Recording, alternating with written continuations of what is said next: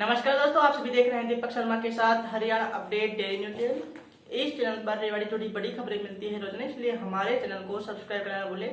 तो चलिए शुरू करते हैं आज की बड़ी खबरों की। तो पहले हम बात करने जा रहे हैं कि आपको बता दें कि जो राजकीय वरिष्ठ माध्यमिक विद्यालय जाटोशाला है उसमें 370 बच्चे पढ़ाई करते हैं, लेकिन वो 19 दिन से पानी में डूबा हुआ है। आपको बता दें कि जुलाई के जो लास्ट सप्ताह में बारिश हुई थी, तेज बारिश हुई थी, उसकी वजह से उस स्कूल में पानी भर गया है और जो झोड़ का पानी है वो भी स्कूल में आ गया है।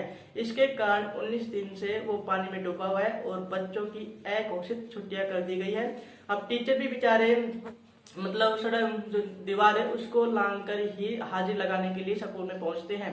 उस स्कूल में मतलब एक ऑफिस भी चल रहा है, लेकिन उनके ऊपर कोई ध्यान नहीं दिया जा रहा है। जिला शिक्षा विभाग ने भी अभी तक कोई कार्रवाई नहीं की है। वहीं पर एसडीएम और जो विधायक हैं वो भी उसका निरीक्षण कर चुके हैं, लेकिन अभी तक कोई कार्रवाई नहीं की गई है। इससे क्या है कि बच्चे की पढ़ाई बंद पड़ी हुई है। सभी 3-3 फुट तक पानी भरा हुआ है पूरी स्कूल में। मतलब मेन जो गेट है उससे वहां तक पहुंचा नहीं जा सकता, इसलिए टीचर भी दीवार छलांग करके ही वहां पर हाजिर लगाने पहुंच रहे हैं और बच्चों की छुट्टियां कर दी गई है। इसलिए सरकार से गुजारिश है कि शिक्षा विभाग से गुजारिश है कि जल्द से जल्द उसका निदान करें और उसका पानी निकाला जाए, या फिर वाटर हार्वेस्टिंग का भी उपयोग कर सकते हैं, जिससे भूमिगत जल का स्तर भी अच्छा होगा और पानी की निकासी का भी काम बन जाएगा।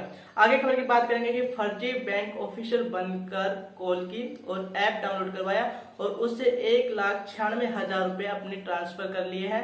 दूसरी तरफ कार्ड बदलकर बुजुर्ग के खाते से 1,78,000 रुपए निकाल लिए गए हैं। देखिए, धोखाधड़ी का 2 केस सामने आया है। हम आपको अपनी खबरें में आपको बार बार आगाह करते हैं कि आप कोई भी ऐप डाउनलोड ना करें किसी के कहने पर। आपको बता दें कि कोई भी जो बैंक कर्मचारी हो आपसे ऐसे कुछ भी नहीं पूछेगा आपका पिन नंबर, लेकिन कई लोग समझते नहीं है। तो एक ही ऐसे ही डैना गांव के एक युवक के पास फोन आया, तो उसने ऐप डाउनलोड कर लिया। उस ऐप के जरिए उसने जो साथी था उसने खुद को बैंक ऑफिसर बताया था, उसके खाते से 1,96,000 रुपए निकाल लिए हैं। दूसरी तरफ बुजुर्ग का कार्ड काम नहीं कर रहा था, तो एक व्यक्ति बोला कि हम आपके कार्ड से रुपए निकाल देते हैं। तो उस बुजुर्ग के कार्ड को बदल कर उसके खाते से 1,78,000 रुपए निकाल लिए गए हैं। इसलिए आपको हम कहते हैं कि आपकी सावधानी ही आपकी सुरक्षा कर सकती है और कोई कर नहीं सकता, क्योंकि सावधानी बरतोगे तभी आपकी सुरक्षा हो सकती है। आगे खबर की बात करें कि बहन के घर तीज देने जा रहे एक बाइक सवार युवक की मौत हो गई सड़क हादसे में। आपको बता दें कि वो अपनी बहन के घर तीज देने जा रहा था, तभी महेंद्रगढ़ का रहने वाला था वो युवक, और अपनी बहन के घर तीज देने जा रहा था, तभी रेवाड़ी कोसली सड़क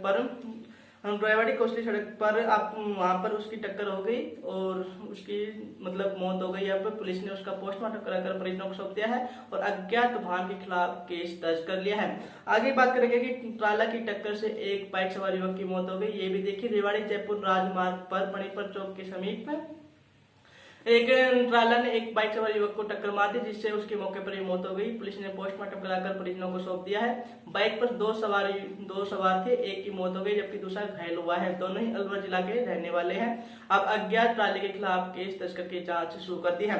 आगे बात करेंगे छेड़छाड़ और जाति सूचक शब्द बोलने का झूठा आरोप लगाया एक महिला ने, तो उसके खिलाफ अब केस दर्ज कर लिया गया है। 182 की आईपीसी के तहत उसके ऊपर केस दर्ज कर लिया गया है। आपको बता दें कि जो हमारी